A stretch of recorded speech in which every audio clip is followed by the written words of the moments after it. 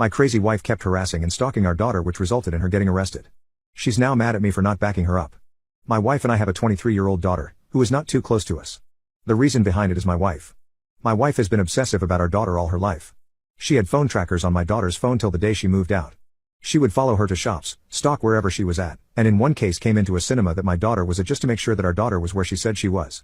Due to this, our daughter doesn't really tell us about her social or love life. Even when we ask, she just gives us vague answers. My wife hates this. She feels like she is entitled to know about our daughter's private life, even intimacy life details. Well, it turns out that for about 6 months, our daughter has been seeing a 43-year-old man. I don't know if they are dating or friends with benefits. I'm not sure, but my wife found this out when she was helping our daughter move into her house. She had gotten a copy of her key, so when my wife wants, she can go into her house, and she doesn't need to call our daughter to let her know, she can just walk in. At first, I didn't know about the key, but when I found out, I was in shock. My wife found out about my daughter dating the older guy by secretly following my daughter around to see where she goes and tracking her phone. She followed them back to her house, and she demanded to know what was going on. However, my daughter told her to leave. She refused, and my daughter said if she didn't leave, she would call the police. She left, came home, and told me everything. Obviously, I don't want my daughter to date a man who's 20 years older than her. I think it's gross, but I also think that what my wife did was wrong and an invasion of privacy. However, my wife told me that she's her mother, and because she's only 23, our daughter's business is also her business. I told my wife that our daughter is an adult and lives on her own. If she wants to do this, we may not agree with it, but there is nothing we can do. My wife didn't agree and said, no, that doesn't mean she can date an older man if she wants. I didn't want to fight with my wife over this, so I just said, okay. My wife continued to stalk her and enter her house without asking, and she also stalked and threatened to injure the older man because of this. Because of this, my daughter called the police, and when I told the cops about the situation, they understood it to some extent and gave my wife a warning. They told us what she did was stalking and harassment, and that we needed to leave our daughter alone if she called them again. They would have to arrest my wife. After this, my wife continued to harass our daughter and her boyfriend. She showed up on her dates at her house. My daughter then got a restraining order against her mother. I told my wife she needed to stop. All she was doing was making her want to be with the man even more. I told my wife she was breaking the law and that if she continued this, she might go to jail. She asked me if we should give her an ultimatum. Her idea was to tell her that if she continued to see the man, we would never talk to her again, and she wouldn't be a part of our family. My wife said our daughter could be part of our family after she broke up with him. I told her this wasn't a good idea because if he is abusive, we shouldn't push her away, we should still keep a line of communication open, and I told her we shouldn't use our parental influence to try and force her into doing what she does or doesn't want to do. After I told my wife that, she said, so we should just allow our daughter to do whatever she wants, and we should just accept that? I got frustrated, and I just said whatever and left. I texted my daughter, asking her if I could see her. She said okay, and we met for lunch. I asked her why she was seeing a man old enough to be her father, and she told me she was just into much older men. I tried telling her about the red flags of dating someone older, but she still wanted to do it. I told her that I didn't agree with the relationship, but I would support her and be there for her if she needed it. My daughter said, thank you. After that, I told my wife about the meeting with our daughter, and my wife got mad at me for doing that. She said, we are supposed to have a united front. I told her there was nothing we could do except be there for her, but my wife is still adamant about doing something. I told her our daughter got a restraining order against her. If she keeps this up, she will go to jail. I tried telling her that, and the cops who came by our house tried telling her that, but she still didn't listen. She went to my daughter's house and basically broke in and yelled at our daughter, telling her, you better end this relationship now. I don't care what you want or what you are into. Because of the yelling, one of our neighbors called the police, and my daughter told the cops everything. The cops asked if my daughter wanted to press charges, and she did, so my wife was arrested. She was charged with violating a restraining order, breaking and entering, assault, and harassment. I paid my wife's bail, but she still has a trial. My wife claimed that the cops were racist for arresting her. We are a black family. I got frustrated, and I told her no. She was arrested for breaking multiple laws. I told her she should have lied to me and wouldn't be in this situation, but she got mad at me. My wife also got mad at me for telling her it was her fault she got arrested. My entitled stepdaughter sold my family heirloom jacket behind my back, so I sold her birthday present and made her cry. Although my wife and I have a mostly beautiful relationship, there is one topic we have never seen eye to eye on, and that's my stepdaughter Lacey. I have tried bonding with her and getting closer to her. But this has never worked however, as Lacey's mother has raised her in such a spoiled manner, that Lacey is now an entitled teenager who demands everything goes her way and refuses to take no for an answer. She has been suspended from school for bullying a much poorer kid in her class previously. When I pressed her about it and tried to explain how wrong it was to verbally ridicule him in front of the whole class, she literally refused to accept that she was in the wrong. Her mother then stepped in defending her, telling me you're not her dad, don't act like it. She then proceeded to take Lacey upstairs and they had a talk, but I'm not sure about what. All I know is Lacey is yet to admit that she was in the wrong. This is just one example of her entitlement. She is now 16 years old and seems to get more spoiled every year. I have tried carefully broaching this subject with her mother, but I seem to get shot down every time. This behavior has definitely strained my relationship with Lacey. Well, My relationship with her, which was already not as good as it could be, went completely south last week. So last week was her birthday, and her mother and I got her the latest iPhone like she wanted. I got a lukewarm thanks off her and her mother, and her went to celebrate by themselves for the entire day. This kind of hurt. I was the one who paid for that iPhone and I get excluded. But that wasn't the real kicker. The real kicker happened when they came home in the evening. They both sat me down and went on to explain that they needed to talk with me. My wife opened up by saying she feels that I'm being way too cheap in regards to my allowance with Lacey. She said that the $75 a week that I give her was way too little for someone of her age and that I can definitely afford to double her allowance. I asked Lacey if she was willing to do chores around the house or cook dinner every now and then for her mother and I in order to increase her allowance, and Lacey said no. She shouldn't have to. She should simply get the higher allowance because she is 16 now. I told her that's not how the world works, and that's when her mother jumped in, giving out to me and literally claiming that this is proof I don't care about Lacey. I got mad at that, so I asked Lacey, who do you think bought you that new phone? And she replied, it was my birthday, that's the bare minimum. I responded, you know my parents were dirt poor and we didn't celebrate birthdays. The only thing they gave me was a roof over my head and something to eat before bed each night. That's the bare minimum. She then responded saying my parents should have tried harder in life. I saw red, and I was about to verbally go off on them both, but I restrained myself and told them I was going upstairs. While leaving, my wife tried to ask me about the allowance, and I yelled that the answer was no. I feel bad for yelling, but I was so angry in the moment. That all happened last week, and for the next few days the atmosphere in the house was very tense. My wife and Lacey did not talk to me much, and vice versa. Well, this morning I woke up and I felt a compelling urge to go to a Christmas market as they had just opened up. I love going to these things, Lacey and my wife do not, so I figured I would go by myself.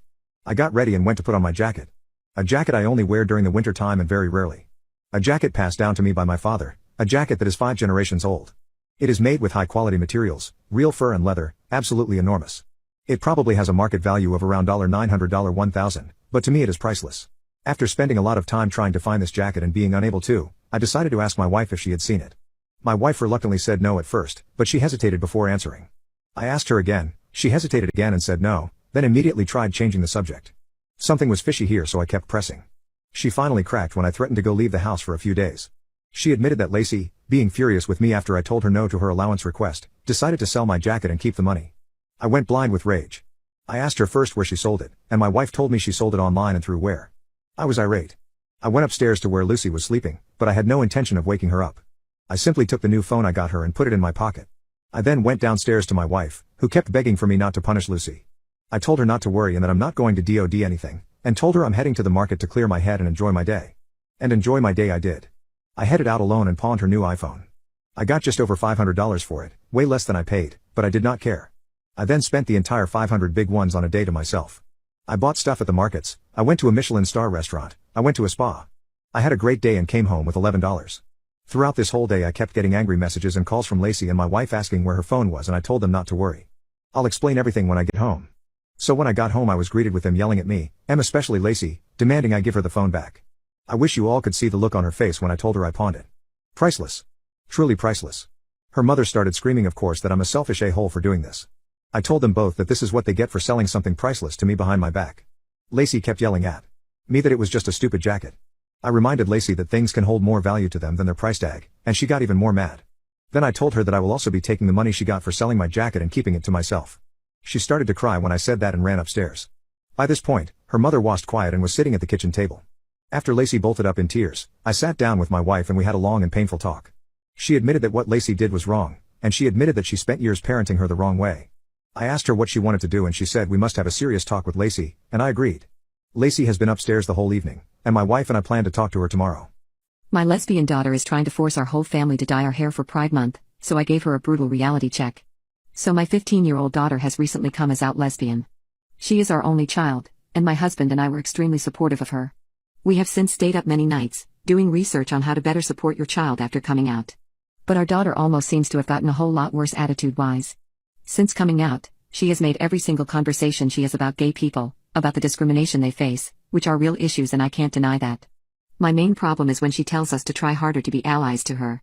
At first my husband and I tolerated this kind of things from her, but as time went on it has become harder and harder to keep her mouth shut.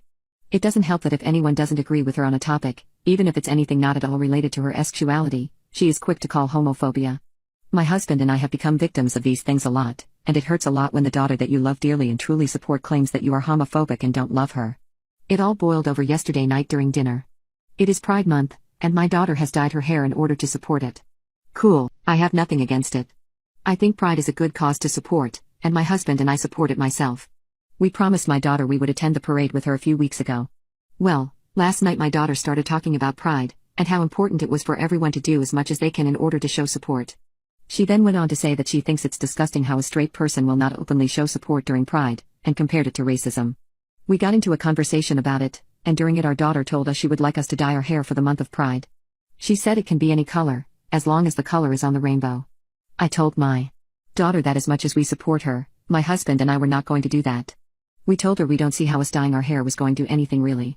She blew up, calling us homophobic, saying that we don't support her, saying we're anti-gay and so on. My husband was the one who actually had enough and he yelled stop so loud that even I got scared for a second. Our daughter instantly got quiet but I could see she was still angry. My husband started speaking and told her to check her privilege. She tried asking how she was privileged, and my husband replied. He stated that she is gay, and is fortunate enough to live in a country where the LGBTQ community are not seen as animals. He told her that she gets to prance around calling people names if they disagree with her and call homophobia if she doesn't like something. My husband then pulled something up on his phone. He told my daughter to look. It was a video of gay people in less progressive countries speaking about how they were treated, followed by a video of a gay person being punished. The video was horrible. Once it ended, my husband told her that this was the reality for a lot of gay people in the world, and the fact she screams homophobia at us for not dyeing our hair during Pride Month is incredibly insensitive to gay people everywhere else in the world. He told her that not dyeing our hair isn't homophobia, and if she thinks she is then she has been brainwashed. My daughter left without saying much, and has not spoken a lot to us today either. I know we need to talk to her, but we don't know how. My nerdy classmate who I was extremely abusive towards and bullied relentlessly will soon become my coworker. I used to be a completely insufferable beach during high school. There's no denying that. I'm very ashamed of that person. I was the golden child who bullied my younger siblings and forced her to remove me from her life.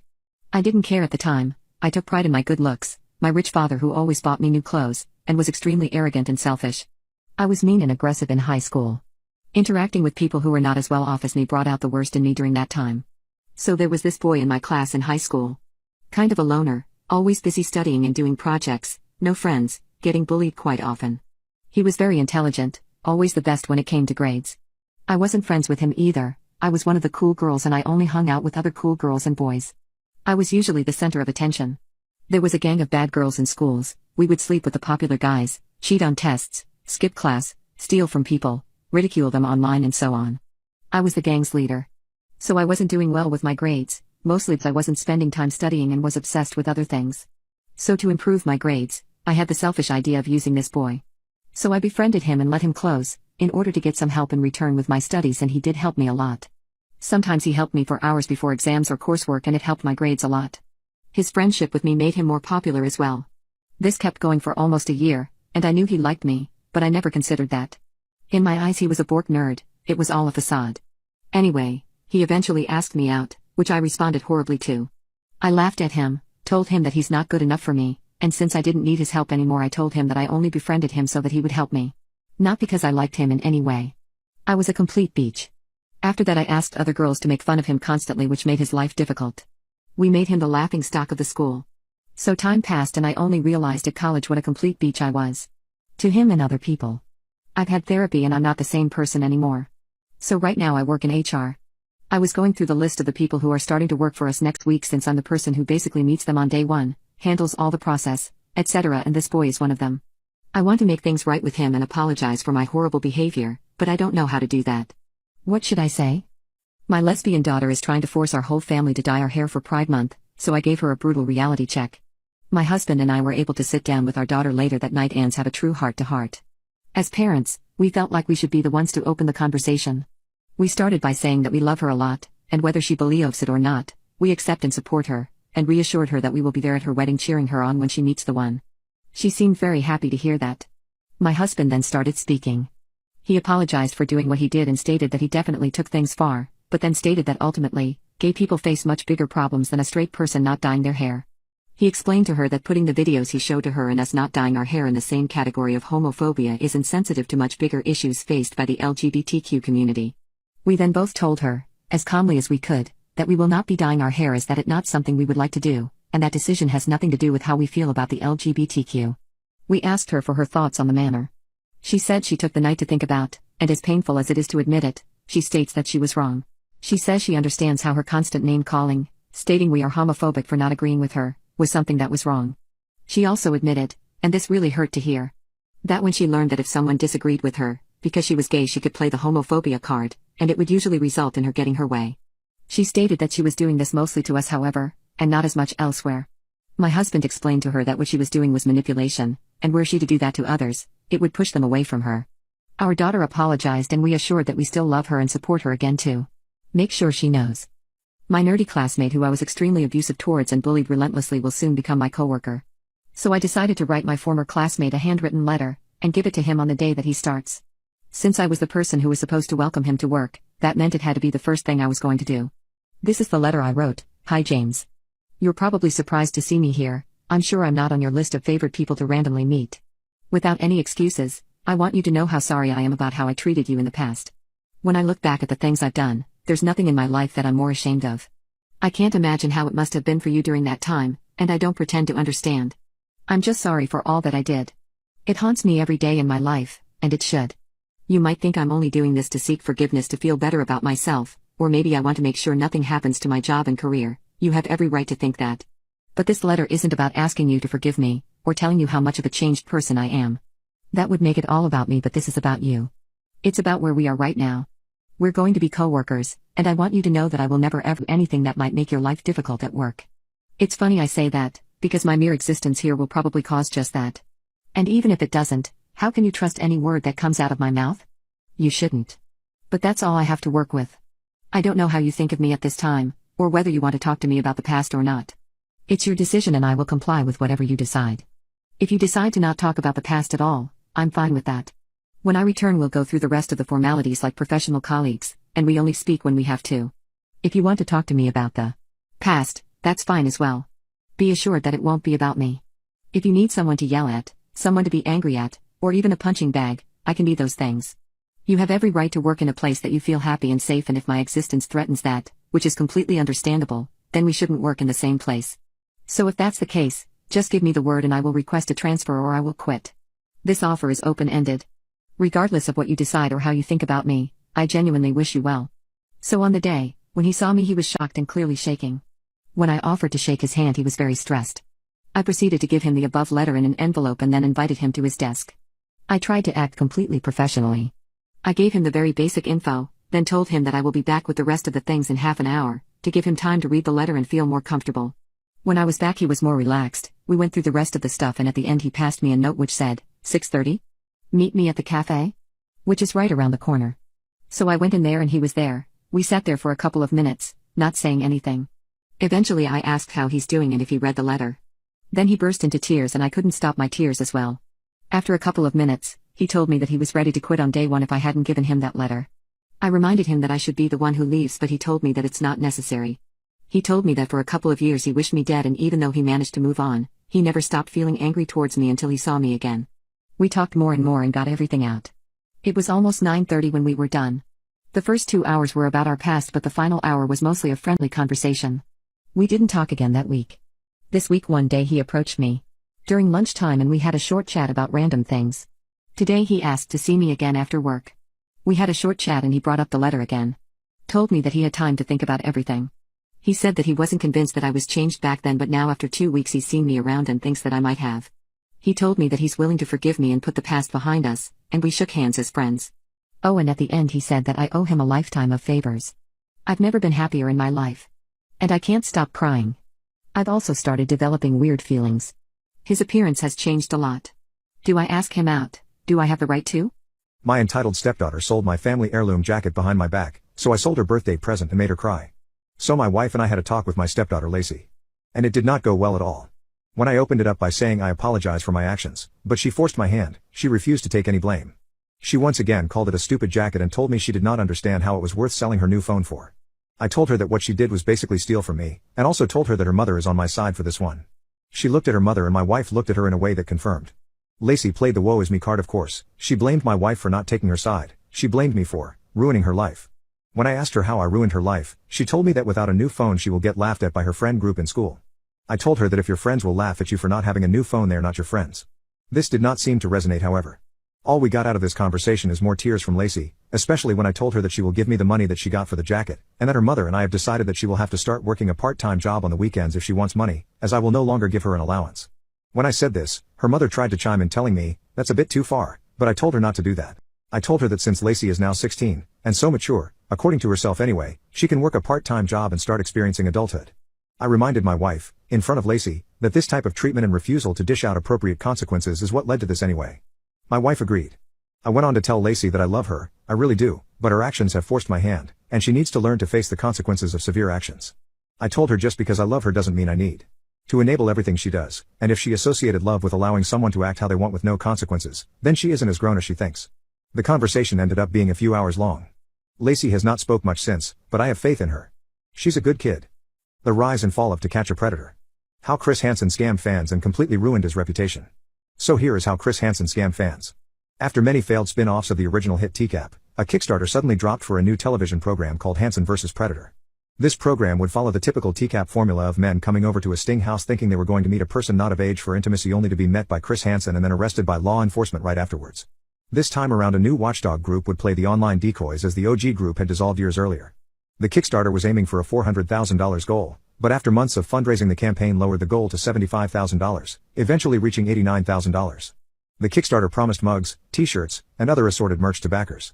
The sting was filmed in Fairfax County, Connecticut, leading to the arrest of 10 men. Afterwards, with the footage of the sting supposedly on the way, Hansen became the host of Crime Watch Daily, a syndicated true crime show. Crime Watch Daily picked up the Hansen vs. Predator sting for their show and it quickly became their most popular segment, with the Jeff Sokol interview racking up over 55 million views on YouTube and randomly going viral on TikTok seemingly once every couple months. The unedited footage of these interviews and arrests was apparently still on the way to Kickstarter backers, but that just like the promised merch was nowhere in sight. Soon, backers began flooding the comments of the Kickstarter page demanding to know where their money was going. Hansen promised backers would receive their awards by December of 2015, but no one had gotten anything by August of 2016. You deal with Kickstarter to help these people out. To get screwed over by someone you've seen on TV. Kind of hurts, said one backer. We got scammed. We really need to get a hold of some news outlets to set up a sting on Chris Hansen. When he shows up, we can instruct him to have a seat and pull all of the updates they promised us and grill the crap out of them. It really is sad that they screwed us over so badly, says another. Eventually, backers began receiving their rewards, albeit a long time after being promised them. One backer said he had his mug arrive 2.5 years after it was supposed to have shipped. Some backers, including myself, never got their rewards at all. What was most infuriating to fans during this protracted dance between backers and Hansen were his repeated assurances that rewards were right around the corner and that the footage of the sting was coming up soon. Many fans of his earlier work couldn't help but walk away feeling like they got scammed by someone they once looked up to, or at least enjoyed the work of a lot. So on to Chris Hansen's arrest and his other scams. In the summer of 2017, Hansen wrote a $13,000 check to a company making promotional items for him for Hansen vs. Predator. However, this check bounced. After months of back and forth, Chris wrote another check to this company in April of 2018, but this check also bounced. A felony warrant was then issued for his arrest in Connecticut for writing bad checks. Chris turned himself in, and though the case was eventually dropped, it still left many fans shaking their heads at the man who once wore a 5-digit Rolex on his wrist during his Dateline days. There is a plethora of other shady stuff Chris has done in the years since, including shilling for a scam Escobar folding phone being sold by literally Pablo Escobar's brother. YouTuber Theo Von flew Chris out to Las Vegas to appear on a show, and while there Chris allegedly racked up a huge hotel and spa bill expecting Theo to pay for it and argued with his team about it. Chris was evicted from his Manhattan apartment after not paying rent, and his Connecticut home was foreclosed on by the bank. Not to mention his exorbitant credit card debt. Needless to say, it's apparent Chris has a bad handle on his financial situation. Chris launched a website for his Hansen vs. Predator series and promised new high-quality investigations for a subscription of $90 a year. After one video, however, the site fell dormant despite Chris promising new videos for months afterwards, and instead started a new series on his YouTube channel that was universally panned for the low production quality and that the men caught were arrested before the interview with Chris, leading to rather boring and uninteresting videos. Bizarrely, Chris Hansen also started investigating YouTuber and alleged Gr. Omer Onissian for his inappropriate relationships with fans. Investigating in quotes because many felt Hansen had unfairly jumped onto the story after others had done all the work, and Hansen just joined in to take the story and sell it as a documentary to Discovery+. This culminated in an almost comedic video where Chris arrives at Onissian's house with a camera crew just for Onissian to call 911. Just to emphasize how bizarre this is, Onissian withdrew a lawsuit against Chris Hansen after he accidentally served a totally different man named Chris Hansen the papers. So where are Chris and the investigations now? Chris appeared briefly on The Boys Season 2, which, good for him for getting that bag in a respectable way, I guess. In 2020 he started a podcast titled Preds I Caught. Each week he takes a different man caught in one of the stings he's been a part of and does a reading of their chat log, an overview of his confrontation with them, and what they've been up to since the sting. Formulaic to a fault, it's still somewhat interesting to hardcore fans to hear Chris read chat logs uncensored for once, and occasionally but rarely he divulges some actual new and interesting information. Just recently on Thanksgiving Day, his new series titled Takedown with Chris Hansen started airing on the true crime streaming service he's a part of, True Blue. Despite many in the fandom wondering if this was a scam originally, True Blue is a real service and the new show is also real. This series follows the more traditional TCAP and Hansen vs. Predator format of Chris confronting a suspect before arrest, though most of the men immediately try to leave. Probably because the Sting house is an empty double-wide trailer with a visible GoPro camera mounted on the fridge that Chris has to pick up off the floor and put back on top at one point. A long departure from the TCAP days of renting out massive multi-million-dollar mansions with dozens of expensive hidden cameras. Chris also just this Monday announced upcoming live shows in Las Vegas where he promises to record a podcast with the audience, show some never-before-seen footage, do a Q&A, and have some meet and greets. Some in the fandom speculating this is a test for a national tour. Maybe expect Predator Con to come to a city near you, complete with people cosplaying as their favorite registered offender from the shows.